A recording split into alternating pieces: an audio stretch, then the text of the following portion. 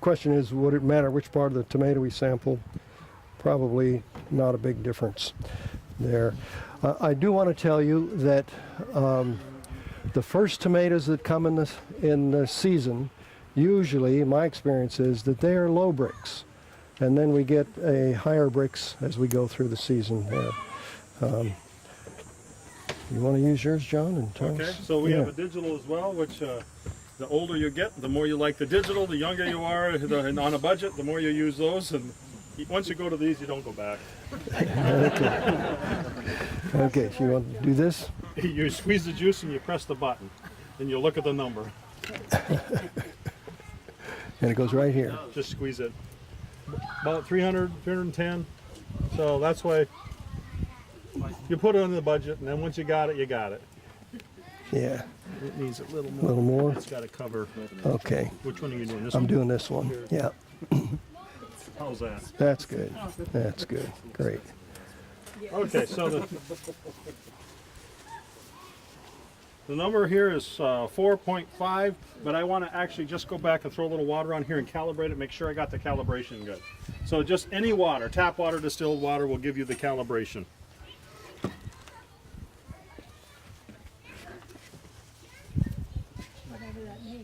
Calibration means you set water at 0. So the 0 is water, and if it's not calibrated, you just push a little button that says 0, and then that calibrates it. So it's a 0.1, so I'm going to calibrate it. It won't change it that far. So it was real close to being fully calibrated. Every so often do that, and it's ready. So whenever you're ready to put another one on there. Yellow one. That's the one I just Oh, that's did. the one you just And did. that was Okay. 4.5. 4.5. Okay. Let's use our ripen on a vine tomato and see what it does. These are about $2.50 a pound at Walmart. Whoops. Larry, Yes. try both of them. Both meters. Okay. Oh, to see if we get the same. Here, let's use John's here It's first. worth 300. So then you just put the start button, and it'll give you a number. 3.0. Okay. This was ripen on the vine, 3.0. Right on your bricks there. Sure. Lynn, this was supermarket? Yes, this was supermarket. Lynn, can you move that water bottle out of the way so I can see what you're doing? The water bottle's in between you. Thank you, sir. Whoops, thank you. Thank you. Good catch. Good save. Good eye. Okay, somebody want to read that for me? So you can play on my team. Jess? You may have to focus the eyepiece. This is 3.4. 3.4. So it matches pretty close. Pretty close. And do you ever calibrate this one as well? Have you put distilled water on here to calibrate it? I have not, John. Okay, so you just put a couple drops on here. You would loosen this here knob, I believe, and then you can set it at 0. So there's a way to calibrate. I haven't done this in a while, and then this brand I'm not from. Oh, there it is. Okay, so it's underneath here. So you got a little screw right there, and so you need to set all your meters need to be calibrated to 0 with water. Any water will work. Yeah, it's your water. You want to try that? Let's just see what water does, because it might be a few points high.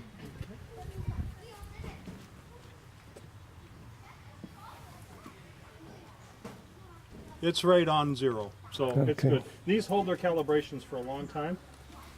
So 3.4 is essentially the same thing, though. It's low quality. Yes. Yes.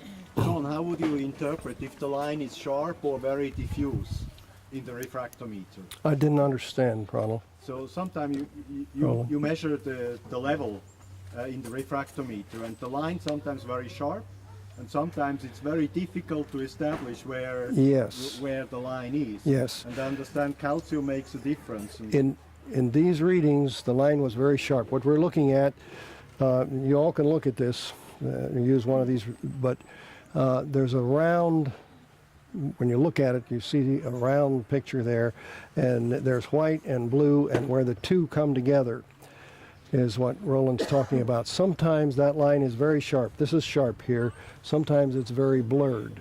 And I'm going to ask John what the difference is. The sharper typically is lower calcium or higher acid, and it's very sharp. The better quality you go in whatever you're measuring, the more the diffusion. Because I've used both the digital and the optical, go to the top of the diffusion for your number. Okay, and that's going to be right what the digital gives you is the top, and the more blurry the better. As you get more blurry, the more you like the digital because it'll give you the actual number. Okay. Also, if you're trying to do okra, that doesn't have any juice. That's got slime. You can put the slime on the digital and still get a number. But you won't get a reading on this. It doesn't do too good. 4.2. 4.2. We're not having much luck with these, are we? Okay, what about the... Okay, this is the cheapest tomato at a $1 a pound, 99 cents a pound. But would you also say a smaller tomato would have higher bricks reading than the bigger tomato? Usually, We got a small one right here. we have a small one. It's self-seated. Oh, great, great. The answer is Us- yes. yes. Roland's question is, does the smaller tomato get a higher bricks? You'll get a higher bricks usually on cherry tomatoes. So that's good for us here. Yeah. Yes.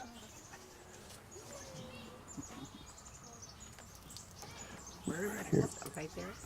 Yeah. It's a good thing to do at a farmer's market. Yes, it is. But Very popular though. There's con artists that don't grow their own. They go and buy it and resell Let's it. guess what the bricks is going to be. 8. Can we Did taste you get a prize?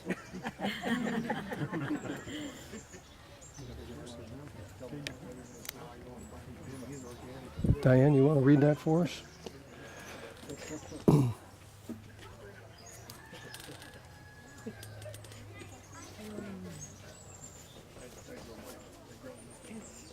Well under 5.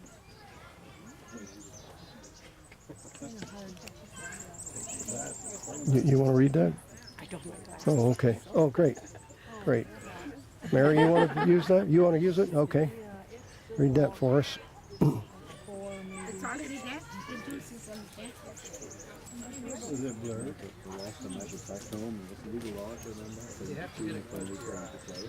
This is one of those black tomatoes, huh? Yeah. 3.8. Yeah.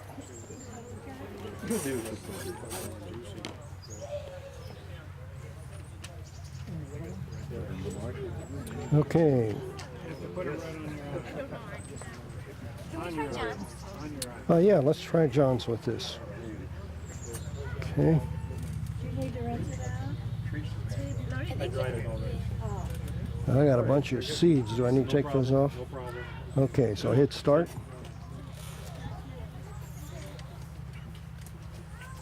.5. Is that right? Well, you can check it on the other one too, but it might have been. But take a taste. You can see if it tastes really sweet. Yeah, let's do that. Oh, say they're not sweet, and then it's probably given an accurate answer. That's the first year that we planted. First year. What was the number? It's having all this stuff up. That was 2.5. And if that were in my garden and I tasted it, I'd throw it over the fence. Oh, that's upside down. Cherry tomato? Yeah, it was a cherry. Tart tomato.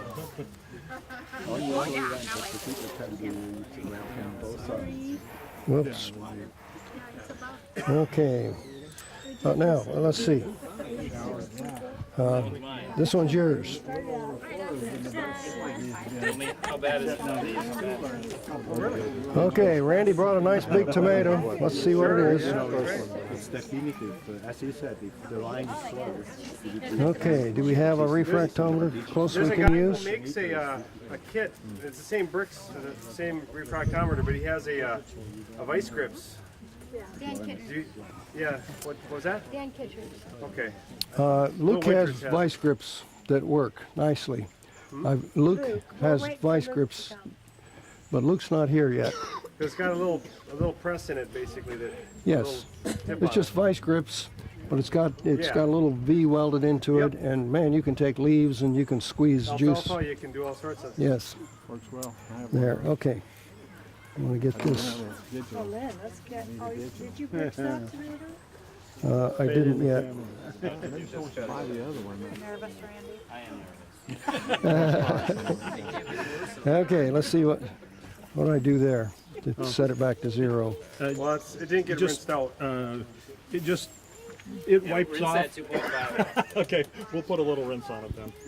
Okay, That was when you turned it on, and there's nothing in it. Then it just gives an L reading. It doesn't work. okay, So just put it in, and we can. we'll try. You have to turn it off and then back on again. No, you don't need to. We got enough in there? Just a few drops to cover the base. Yeah, it'll probably be good. Okay, 3.7. 3.7, okay. Yep, tastes like 3.7. Here, okay.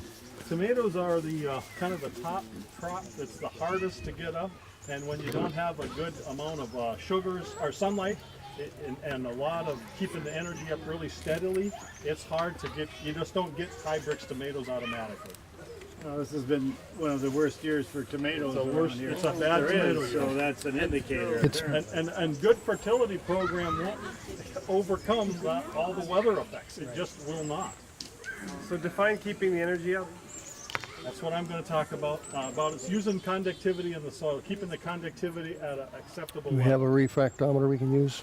Do the bricks readings go up in the afternoon after it's had a day of That's the leaves. Who wants to use it? The leaves will move up and down some, But not the tomatoes. not so much. So, is there a correlation between the EC reading and the bricks reading? If you keep the energy up in the soil, you will have better bricks reading.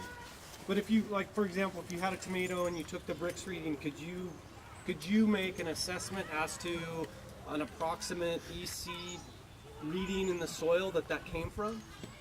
I'm not that good. I don't believe that for a second. Go like that. I could probably look at a soil test and tell you maybe where your bricks might end up at. Okay. But not the other way around. Yeah. A little over 4. Okay, so best ones were the first ones, these. Yes, and they were, Did I hear you can check alfalfa in those? yeah, we'd have to have a Yes, press for that. Yeah, I'm going to use this. Mm-hmm. What are you going to use for next? No, let's do the carrot. Carrot? Okay, we're going to do the crab apple too. Oh, okay. You want to do the crab apple next? Whenever you're ready. Just doesn't matter. Whenever you want to do it. Let's do the crab apple. All right, you know what? I'm going to clean that refractometer off. Okay, yes.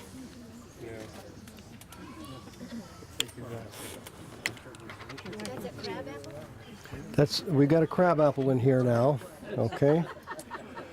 And your garlic press works pretty good.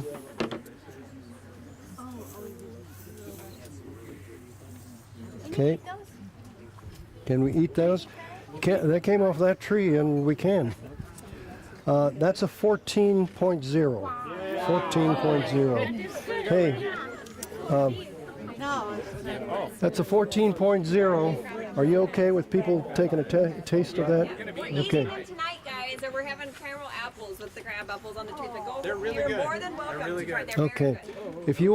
If you would like to taste the difference between 3.5 and 4 tomatoes and 14 on that, help yourself. Eat an apple. Eat one of those crab apples and cut a piece of tomato and taste the difference. John, is International Ag Ops having another contest? Yes, I was kind of busy through the transition when things were busy with International Ag Labs. Dr. Scott passed away, and I dropped some things.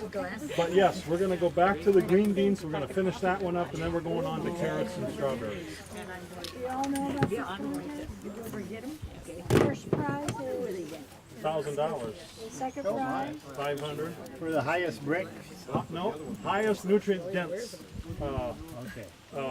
And that butternut squash samples that was in the packet, we're going to be doing that same testing on beans and carrots. and on strawberries. The strawberries don't ship very well, so it's kind of hard to do strawberries. Okay, is this clean? It is. Ready for us to use. What is that one now?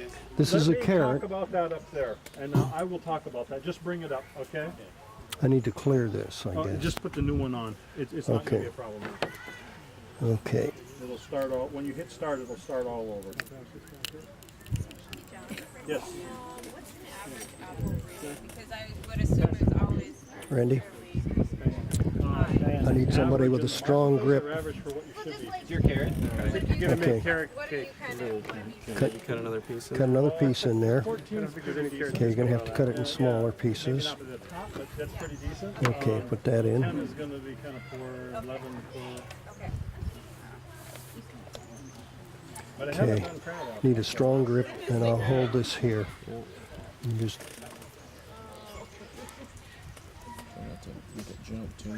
yeah, we're getting a lot of It'll pulp. work actually with the pulp.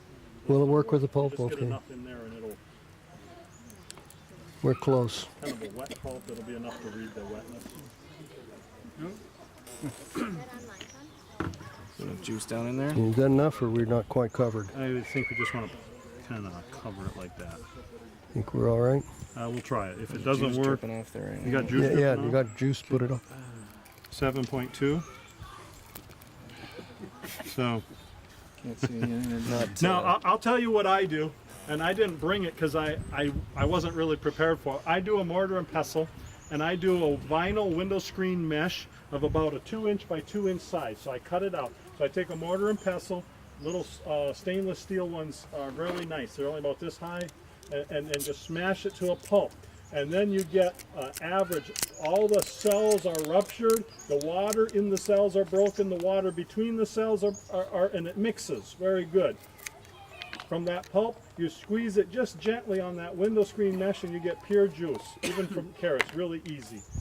So that's my preferred method. Second one is the vice grips. You put a piece or a sample of the carrot inside that vinyl mesh, and then squeeze on it with those lips on the vice grips, and you'll get juice coming off. That's my second preferred method. So what's the number for carrots? You said window screen. It can go from probably Thank you. 6, 5, maybe 4, somewhere in there is the bottom, and it goes up to 15 to 18. Really good ones will be in that 18. Yeah, let's do the beans. These are your beans too, or not? Yeah. Okay. You bring it in a cover Could on you it. stand to the side just a little bit? Snap those up. Can you stand right next to you? Yeah. There you go. Thank There you go. Get on film that way. Sure. What was the reading of the Is that enough? Time to squeeze it? 7.5? If Yeah. that don't work, you can always Go stop. ahead, and we're going to have to. Okay, that one. Well, let's do. Yeah. Should carrots? You know what? I don't trust it entirely because it might. We should probably do that with the mortar and pestle on the carrot because it was a little air in there. Doing a little rinse. But Have you ever used a Vitamix? that would work. That would essentially make your pulp, and then you just pour the juice off. That would work. You want at least 12 on a carrot. Don't less than that is not as preferred. I have a question, Enough? That's good. John. Yes. So does good. the value go down the longer it's out of the ground or off of the tree? Did you answer that, or did anybody else that? You want to read this for us, Lynn? Is the longer that it's It picked, or actually dehydrates, so it goes up. so your value would go up in On nutrition? bricks, yes. 5.3. 5.3. Well, we got a ways to go on these. There. 5.3 on the green beans. John, what There. would win $1,000 on a green bean? Well, that's what the nutrient density analysis and the nutrient density score. And so you would have to have the highest score. The highest score wins it. Okay. Okay, so we take the measure of minerals and the bricks and combine them into one to get one single composite. But 2/3 of those points comes from the minerals per 100 grams, and only 1/3 comes from the bricks. That way, if they breed it for sugars, but the minerals aren't there, that kind of eliminates that. Okay. We didn't get anything with high bricks here. Nothing. Well, crab apple. Apple Oh, the wasn't too crab bad. apple. Crab apple, yes. Yes. What's that? Yes. So let's move on to the soil here. This is the way I do the soil sample. Okay, this is one we took this morning. Did you go to the other side of the table? Yes, and they want me to stand over there. You're a good Okay. man. I don't care what your wife says about you. I think you're Okay, all right. is that your purse? Is that your purse? Can I stand right there? Thank you. Thank you.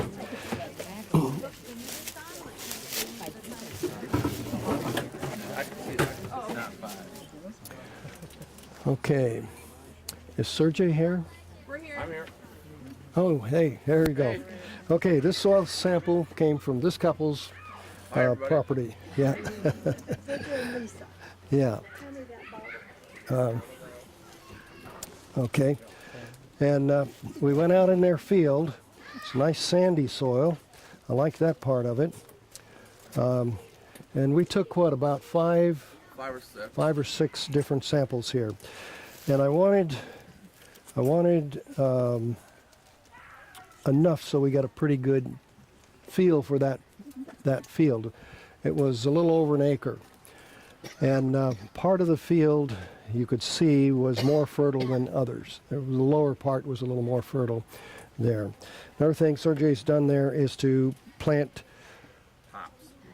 Yeah, but what was the clover? White Dutch clover. Yeah. White Dutch clover, which adds to the fertility. And I didn't realize this, but I got a few ants in here too, so there. All right, so you'll end up with about maybe a gallon of material. You want to be absolutely sure that it's clean. You don't want a polluted sample. So use a shovel that has no rust on it, and go down about that deep, and just take a slice out of the whole thing and put it in your bucket. Now, I haven't touched this since this morning when I was out on their property, but what I want to do is just mix it all up good so we get a good representation, a good average of that field. If I have roots and grass and whatever, I want to take it out. Can't see with the bag up. Can't see with the bag up. Okay, I'm just mixing this up there. All right, let's call that good. And if you'll use a quart Glad sandwich bag, Ziploc sandwich bag, that's just about the right amount of material. Or, John, you've got the little envelopes over there that they could use. Envelopes are here today, yep. Yeah. So I like this because it fits well. And you know what we didn't do is fill out that form. Did you fill that form out? Okay.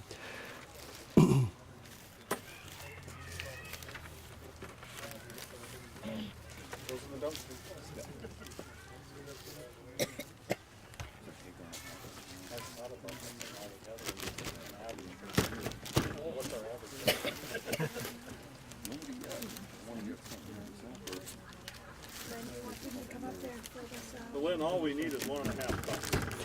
Okay, all we need is 1.5 cups. Okay. We'll give you plenty. Save on shipping. Yeah. Bits of chips. Yeah. Sergey, Lisa, just fill that out. Can you clear that end of the table off so you can, I don't have your back. Oh, sure. We check your spelling. I can get my name, maybe. Spell your name right. Okay. After we left Lisa and Sergey's place, we stopped by their post office, got the small flat rate box. Okay, if you live any distance away from International Ag Lab, this is the least expensive way to send it because it's heavy and this is a flat rate there. So we put this in, fill that out, put it in, and send it to International Ag Labs, and that's it. Pardon me? Label the bag. Label the bag. This will label it there. Yeah. So do you recommend doing the boron test every single year that you're pulling a soil sample? Depend. If a budget's tight, you can skip it the first year, but I would suggest, yes, do it the first year, and then watch the notes on the bottom of the recommendation. If I think you need it, I'll tell you. If you don't see a note, skip it the next year. So essentially, it's every other year, but sometimes if it's really low, you might need to do a couple years in a row. Make sure you test it. I do not put boron in the recommendation if I don't test it. So if it should be tested to start with. That's it, I think. What's an approximate turnaround? Got your name and address. Oh, you got name and address 2 in weeks there. total time. We we're email okay. it back. And we paid too, so. You're all paid. You're all set. All set. Write it. All right. So this goes in the box with it.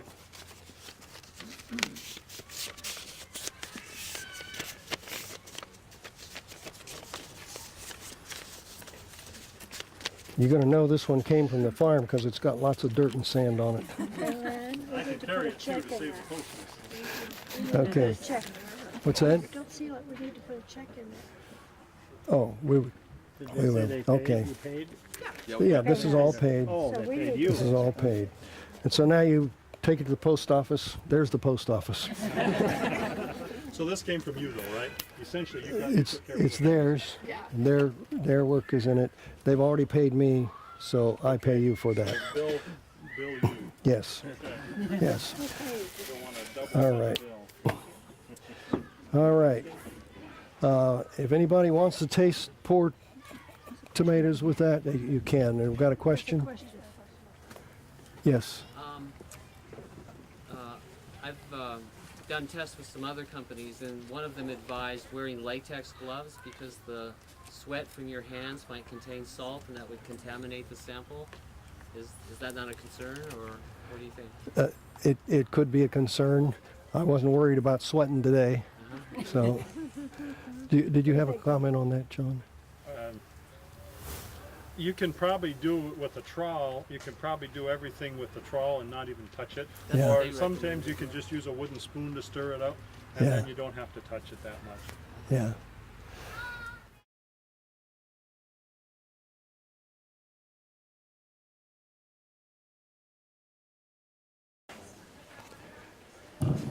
Okay, this is James 1:5. If any of you lacks wisdom, let him ask of God, who gives to all liberally and without reproach, and it will be given him. It will be given liberally and without reproach. In other words, God doesn't blame us for our ignorance or stupidity there. So since we have such a great invitation from the Creator himself, let's ask him for it. Father in heaven, you've offered to give us wisdom, knowledge, and understanding. And so we ask for wisdom today. We ask for uncommon sense and understanding. And we thank you in Jesus' name. Amen. Okay, I need to... thank you. I need to correct, I got called on this last night about the ocean water. The mineral content of the oceans and the Dead Sea and the Great Salt Lake, the mineral content is in the same percentage. The amount of water to salt varies considerably. If we go to the Dead Sea, it's much saltier than the ocean. If we go to the Great Salt Lake, it's even saltier. So we have to adjust. If you went to the Great Salt Lake and got some water out of that for your garden, you'd have to adjust because it has much more salt and far less water in it there. Even the oceans vary some. If we were to go to the Red Sea, there are no rivers going into the Red Sea, just hardly any creeks going into it. So that's saltier than if we go up, let's say, along the coast of Norway, where they have all that water and waterfalls going right into the ocean. That water is less salty. So we find variations even in the ocean there. Another thing that I wanted to make plain was that, what's that? Okay, I'm being told where to stand. Okay, thank you. Thank you. But one thing I wanted to say is that we've talked a lot about ocean water and the benefits of it. Please, it is not a health food, okay? So you might substitute it for the salt that you use on your table, and we need some salt in our cooking there. But again, we need the right balance. Now, we have a lot of salt in our bodies. If I cut my finger, the blood is salty. If I get a tear or a drop of sweat into my mouth, it's quite salty. We have a lot of salt in our bodies. We'd die quickly if we didn't have it there. But if I were to eat as little as 4 teaspoons of salt right now, that could be a lethal dose. So out of balance, what is essential for my body would kill me. Matter of fact, some years back it was a relatively common thing in China to commit suicide by taking an overdose of salt there. Now, I want to give you another idea about the salt that maybe will help.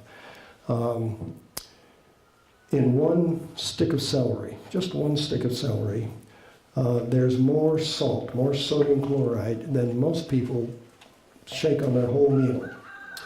Yeah.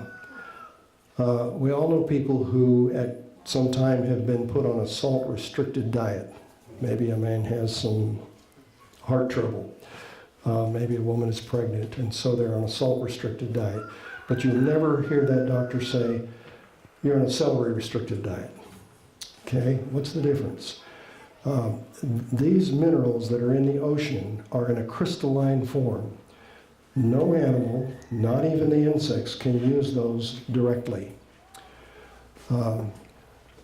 Only plants can take that up. So the plant takes it up through the roots, and through photosynthesis in the leaf, those crystalline chemicals are converted to colloidal chemicals or an organic food. They're combined with carbon from carbon dioxide in that leaf. Now that food has become an organic food which is very healthy for you.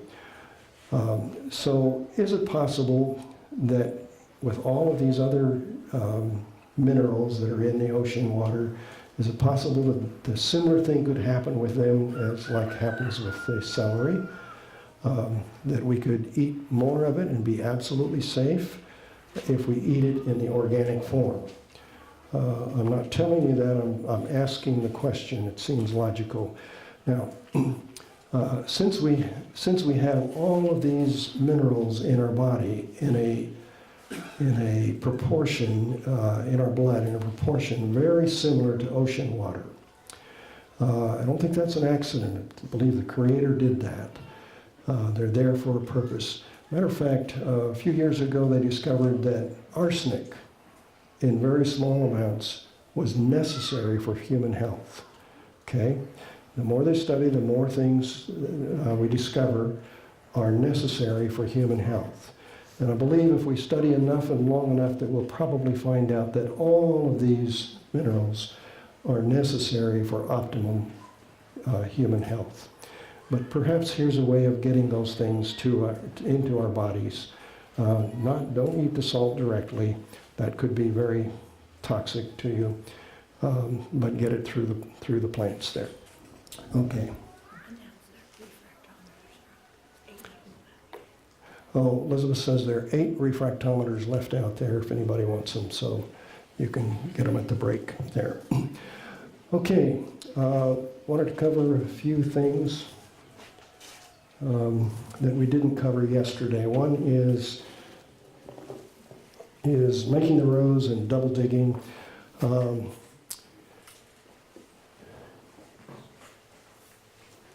We borrow this from Midlighter, Making the Rows here. And you'll see that, well, I want to point out that from the center of this row to the center of the next row over here should be 5 feet for most things. And you may look at that and say, wow, that's a lot of wasted space. When you start growing this way, you'll want that space. By the end of the season, you'll want that space. If we have small things like carrots and beets and whatever, we can make double rows here. Or we can even make small rows that go across like this there, so that you kind of have a bed of it there.